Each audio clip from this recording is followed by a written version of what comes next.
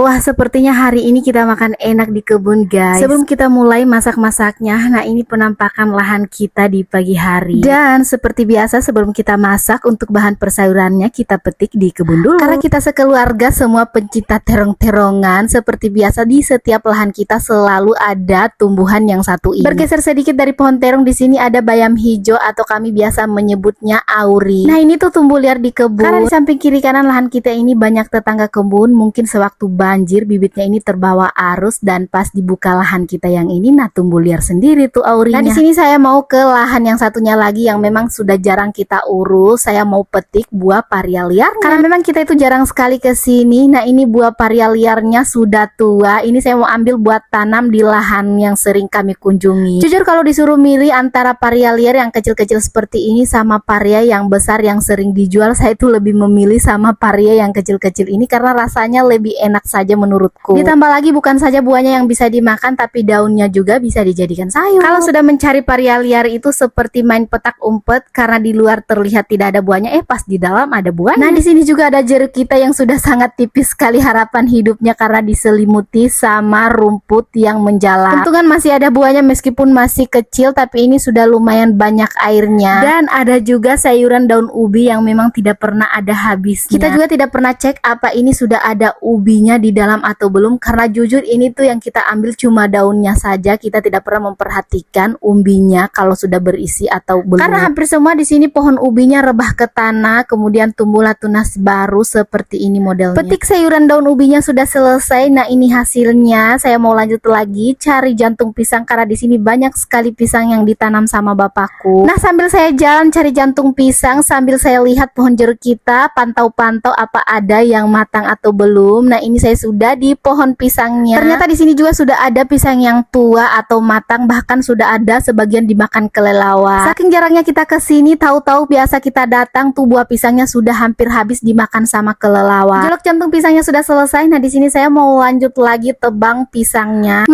Tapi sepertinya ini parang saya kurang mendukung. Saya sudah mencoba beberapa kali, setelah dilihat, diperhatikan dengan teliti, ternyata pohon pisangnya ini berdempetan sama pohon pisang yang lain. Posisi pohon pisang yang mau ditebang itu tertahan sama pohon pisang yang lain, jadinya tuh setengah mati buat ditebangnya. Nah, ini saya coba buat jolok aja pakai sangki dan ternyata juga tidak bisa. Saya coba jolok 2 kali tetap tidak bisa. Alhasil saya pulang tanpa menebang pisangnya. Video masak-masaknya lanjut di part 2.